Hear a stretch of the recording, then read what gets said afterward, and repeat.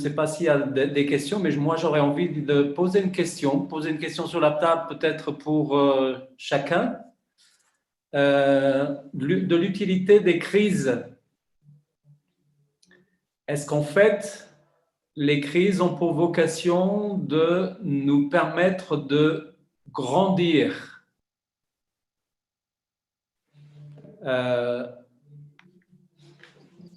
Si c'est bien ce que j'ai compris, donc nous permettre de grandir, je poursuis. Donc, est-ce qu'il y a d'autres utilités pour la crise? Voilà, petite question. Je vais essayer de répondre. Alors, effectivement, nous n'aimons pas l'échec, nous n'aimons pas la crise, nous n'aimons pas tout ce qui est négatif. Je donne un exemple simple. Vous êtes sur le point de partir et vous ne trouvez pas vos clés et vous constatez que vous les avez perdues. C'est quelque chose d'extrêmement délicat. Parfois, c'est embêtant. Il y a les enfants qui vous attendent. Il y a un rendez-vous. Enfin, tout prend une dimension extrêmement compliquée.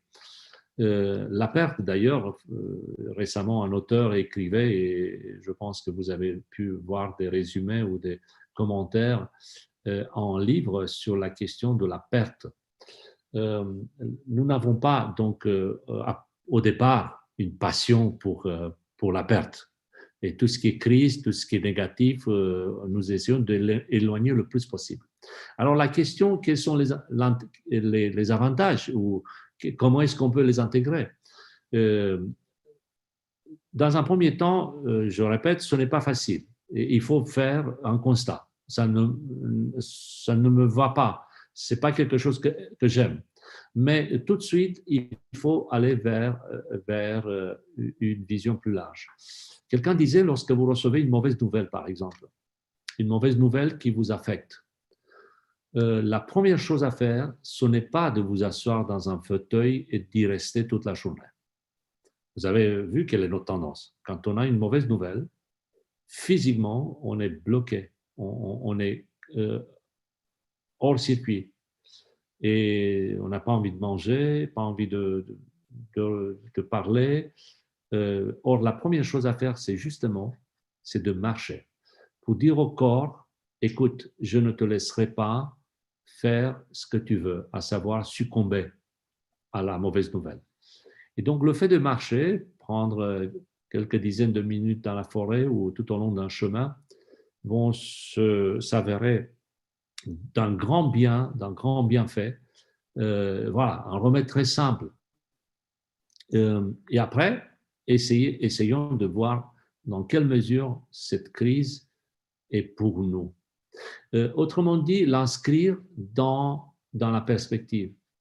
Je fais simple. Si nous devons vivre uniquement sur cette terre pour 60, 70, 90 ans, c'est vrai que nous devrions nous organiser pour avoir que de la réussite, pas de crise personnelle, pas de crise familiale, et faire en sorte qu'on soit toujours gagnant. Mais si on porte un autre regard, disons à long terme, à savoir quel est le rôle de cette vie. Et moi, je suis convaincu que cette période de confinement a amené beaucoup de personnes à réfléchir sur quelle est leur vie, quel est le sens de leur vie. Est-ce que nous allons continuer à manger de la même manière? Quelle va être la place de la nature? Comment on va se comporter vis-à-vis des autres? Toutes ces questions-là, tout simplement parce que nous sommes passés par une crise. Donc voilà, ce n'est pas que du négatif. Au départ, oui, ça a l'air d'une perte, de quelque chose d'extrêmement compliqué. Mais par la suite, il faut l'intégrer dans cette réflexion permanente. Et pas juste à un moment donné et puis on le quitte, mais il faut aller plus loin. J'intègre ici, bien sûr, ce qui est cher à des personnes croyantes, la prière, lire des passages qui nous font du bien, qui nous encouragent, qui nous montrent que nous ne sommes pas seuls, qu'on n'est pas abandonnés. Ça compte énormément. Merci beaucoup pour ce message, Gabriel. Encore une fois. Il y a quelques questions qui sont posées. Je voudrais, avant de laisser la place à Daniel pour poser les questions, pour relayer les questions qui sont posées, Je voudrais simplement souligner une petite chose, Gabriel, si vous permettez. Vous avez souligné quelque chose qui me semble important. Alors, je vais faire un petit détour pour arriver à une question bien précise. Vous avez parlé de notre intégration et de nos racines au tout départ. Il se trouve que je suis un déraciné, je peux comprendre très bien ce que vous avez voulu évoquer par rapport à l'image de la personne qui garde sa montre à l'heure de son village. Il me semble que, et pour le vivre, pour l'avoir vécu concrètement, il me semble qu'il y a en nous, quelque part, toujours une racine. Là où nous sommes nés, il y a là une racine importante de notre vie. Et naturellement, on peut tout à fait s'intégrer dans d'autres sociétés, dans d'autres pays, dans d'autres régions, même d'un même pays. Je crois que c'est tout à fait possible. Néanmoins, je crois qu'il y a toujours une racine quelque part de nous. Alors, je fais le parallèle avec une citation pour arriver à ma question. J'ai entendu une fois quelqu'un qui disait l'homme est un arbre dont les racines sont au ciel. Et j'aime bien cette citation parce que je crois qu'elle parle beaucoup aussi de nos racines spirituelles. L'homme vit sur cette terre et même s'il est intégré dans plein de choses très intéressantes, néanmoins, il y a en lui un appel à quelque chose de plus. Alors, je vous pose cette question. À chaque crise, on est confronté toujours à cette question. Est-ce que Dieu veut utiliser la crise, les crises, et particulièrement cette crise du Covid, pour nous appeler à l'essentiel, pour nous rappeler quelque chose d'important? Et donc, pour nous ramener à notre racine qui est au ciel. Oui, je crois que ce qui nous arrive, ce n'est pas gratuit. Après, je pense qu'il faut limiter ou en tout cas concentrer la leçon sur le vécu personnel. Moi, je ne suis pas capable de vous dire que c'était nécessaire pour la France ou c'est nécessaire pour l'Europe. Vous voyez, c'est des considérations qui me dépassent. Je n'ai pas les outils et ce n'est pas ma préoccupation, enfin ma spécialité de faire des scénarios, des analyses sur le plan politique, social. Moi, je vis à mon niveau. Et à mon niveau, je constate qu'effectivement, cette crise est au départ négative, comme toutes les crises, mais elle a de leçons à nous apporter. Concernant les racines et la partie commune, je pense que chacun d'entre nous est différent et heureusement, on n'est pas tous des copies-collées, on n'a pas tous le même vécu, on n'a pas tous la même histoire. Et parfois, il faut dire que ces différences posent des difficultés parce que là aussi, nous n'avons pas cette intelligence de pouvoir vivre dans la partie commune, dans la partie racine profitable, positive. Parfois, nous mettons en avant les différences. Je vous donne un exemple, sans parler de moi, mais je me force d'aller dans ce sens. Parce que vous voyez, c'est une table ronde de témoignage, hein, c'est plus qu'une présentation d'un sujet. J'ai constaté que moi, je m'entends bien avec beaucoup de personnes. C'est parce que je me suis proposé à m'entendre bien avec beaucoup de personnes. Et vous savez pourquoi? C'est pas parce que il n'y a pas de différence entre nous, c'est pas parce que je suis aveugle, je ne vois pas que l'autre essaie d'être, je sais pas comment, enfin, c'est pas parce que je ne perçois pas la réalité, c'est tout simplement parce que je me suis proposé de rester dans la partie commune. Et nous avons tous quelque chose en commun, ces racines-là, à savoir l'origine commune. Et moi, je vois en chacun d'entre vous mon frère, mon égal, mon égo, mon vis-à-vis. et non pas celui qui vient d'ailleurs, celui qui est différent de moi, celui qui ne pense pas comme moi, celui qui est plus grand, le centimètre dont j'ai parlé tout à l'heure, qui nous sépare. C'est pas ça qui me préoccupe, c'est la partie commune. Et je pense qu'il faut s'entraîner, s'encourager dans ce sens. Or, qu'est-ce que nous faisons? Sans être taquin, qu'est-ce qu'on fait d'habitude? Quand on vient dans une rencontre, dans la partie commune d'une discussion, d'une rencontre, nous avons tendance à mettre en avant la différence. On commence par la différence. Si quelqu'un dit oui, moi je dis non. Si quelqu'un dit à gauche, moi je dis à droite. On a besoin d'exister. Il y a même des personnes qui existent grâce à ces différences. Moi, je ne suis pas tout mou non plus, je ne suis pas lisse, mais il y a une préoccupation, à savoir, en face de moi, il y a quelqu'un qui peut m'apporter beaucoup, quelqu'un qui peut m'enrichir, quelqu'un pour qui j'ai beaucoup d'estime, beaucoup de respect. Et je pars sur ces considérations-là. Et je peux confesser, témoigner, je ne me trompe jamais, je pars enrichi. D'où l'intérêt d'avoir cette approche, parce que le premier qui gagne dans cette approche, c'est moi. Alors, du coup, pour continuer, donc on a eu pas mal de commentaires. Donc, c'est aussi très intéressant. Donc, je vais vous les lire. On n'a pas eu de questions sur YouTube. Alors, au sein de notre plateforme Zoom, nous avons un message qui nous dit passer de victime à acteur, un bel enseignement à se rappeler et à rappeler dans toutes les situations. Une autre question aussi, commentaire. Dieu a employé la manière forte pour seul.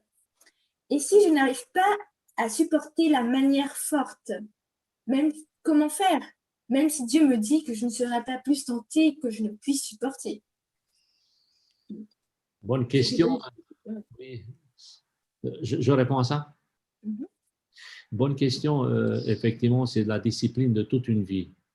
Naturellement, et je vous assure, moi en premier, je n'ai pas la fibre d'un petit mouton qui avale tout ce qu'on lui donne. Naturellement, je n'ai pas ça.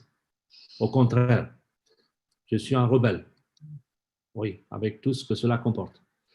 On n'aime pas quand on nous dit ce qu'il faut. On ne nous dit pas ce qu'il faut faire. On n'aime pas quand nous subissons. Naturellement, c'est quelque chose de très logique et c'est une partie de notre existence. Mais avec cette prise de conscience et avec cette volonté d'aller de l'avant et de comprendre ce qui nous arrive, nous réussissons à passer d'un stade à l'autre pour tout simplement pour constater qu'en fait, c'est notre bien qui est en jeu. Et comme je disais tout à l'heure, la perspective, elle doit être non pas ponctuelle, non pas pour cette vie-là, mais un intérêt plus général, au-delà de ce que nous vivons. Je pose une question simple. Sommes-nous seuls dans l'univers? Que chacun réponde à ces questions. Si nous sommes seuls sur notre île à nous, dans notre ville à nous sommes seuls dans notre famille, et c'est un grand égoïsme de croire, de penser qu'on est seul. Or, quand nous avons une prise de conscience plus large, à savoir qu'on n'est pas seul et qu'on est amené à vivre une fraternité, une harmonie, un partage, eh bien, ça va prendre des formes extrêmement concrètes. Et là, j'intègre l'échec, la crise, la faillite.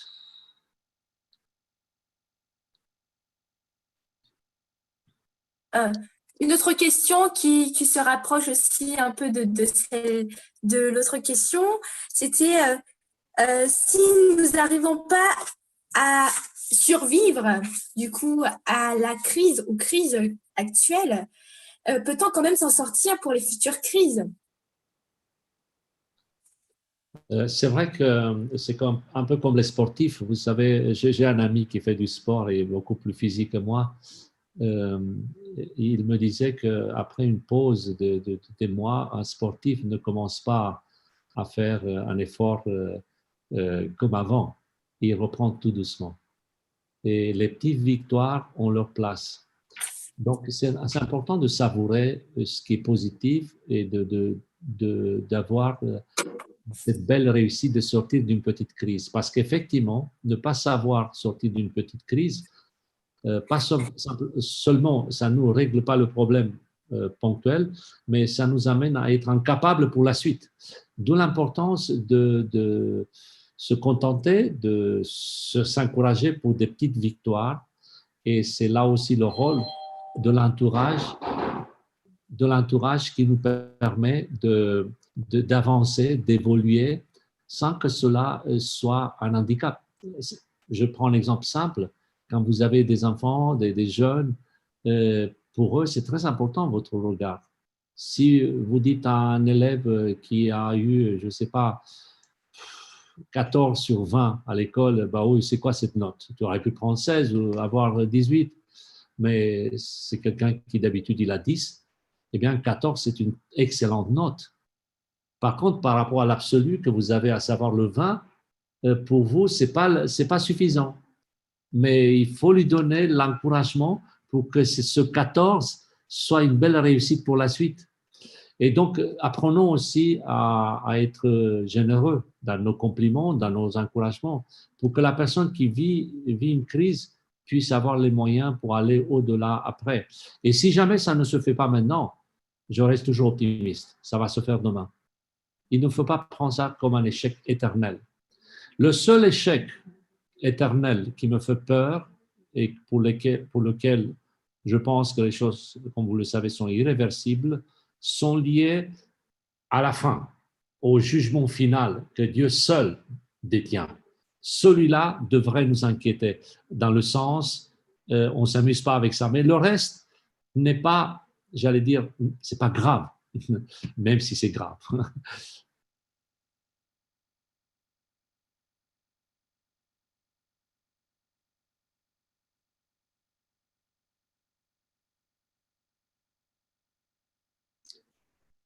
Il y a un bug. On écoute Daniel. Excusez-moi.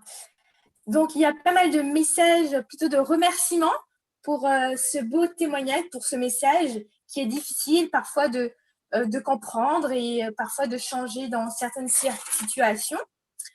Voilà, aussi une personne qui nous rappelle que nous sommes avec Jésus plus que vainqueurs.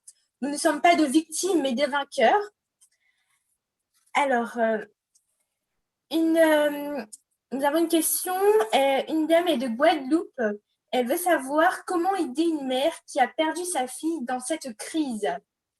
Sachant que c'est compliqué de pouvoir, lier, en tout cas bien nuancer, être dans l'empathie, mais en même temps donner un message d'espoir. C'est assez compliqué cette situation. Donc, elle voudrait avoir des conseils.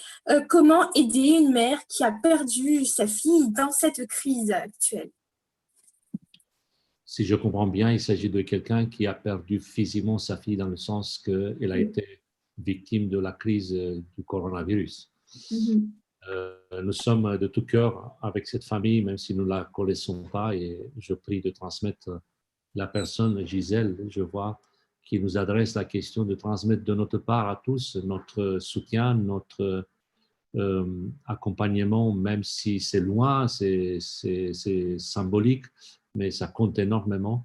Effectivement, dans des moments de tristesse et de séparation, il me semble, et je parle parce qu'il n'y a pas longtemps, j'ai perdu mon père, et non pas de la crise, mais vu l'âge, et donc je suis passé par là. Je pense que dans un premier temps, il ne faut rien dire, il faut juste être présent.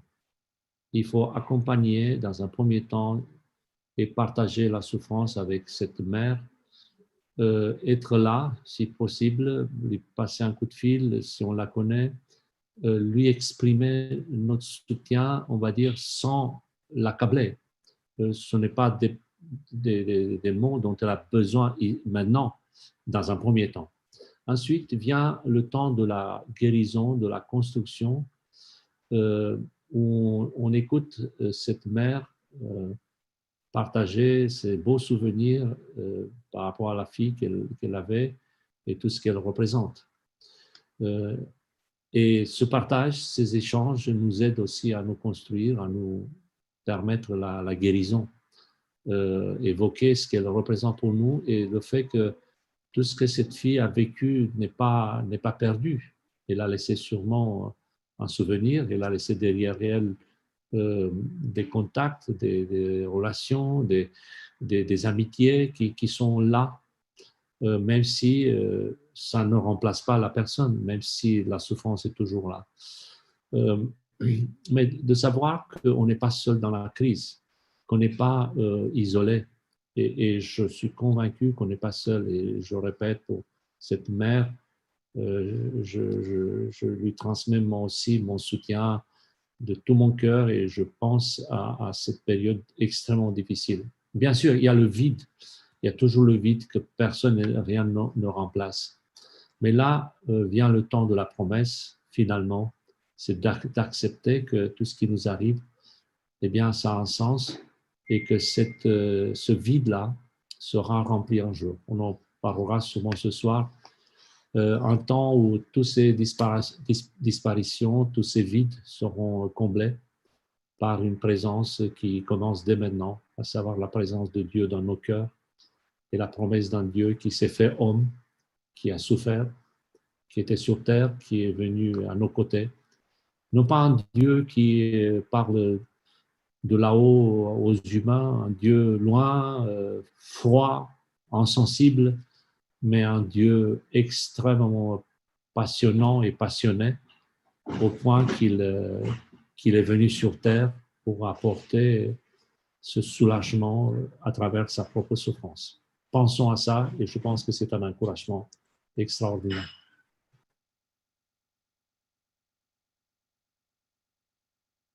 Amen.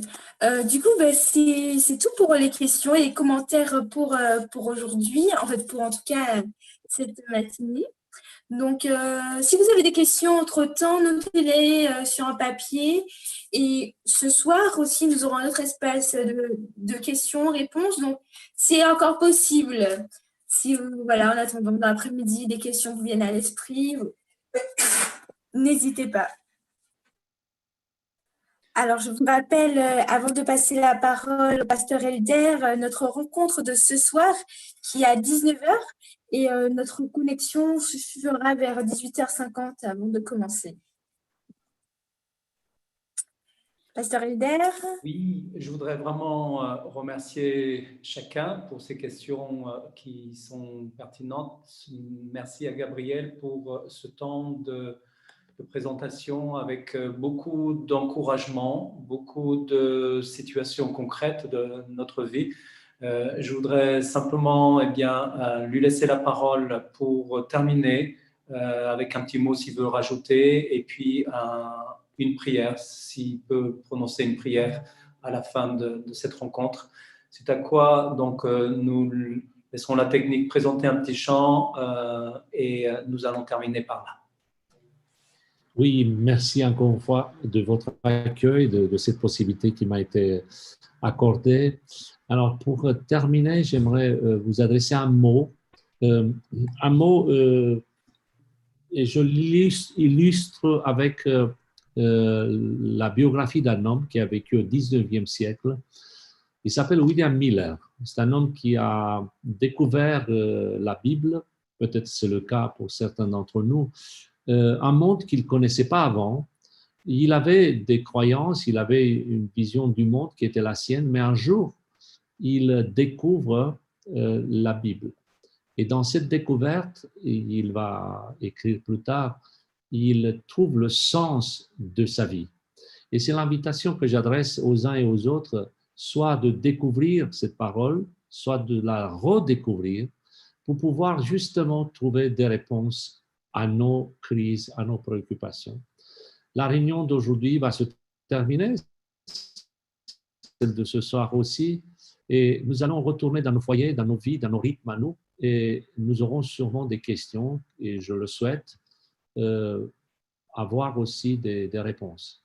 Et ces réponses, nous pouvons les retrouver vraiment venant d'un autre monde, de la part d'un Dieu qui, comme je disais tout à l'heure, est descendu sur terre eh bien, je vous encourage justement à aller vers ces réponses avec cette Bible. Voici le témoignage lié à cette découverte qui peut être la nôtre aussi.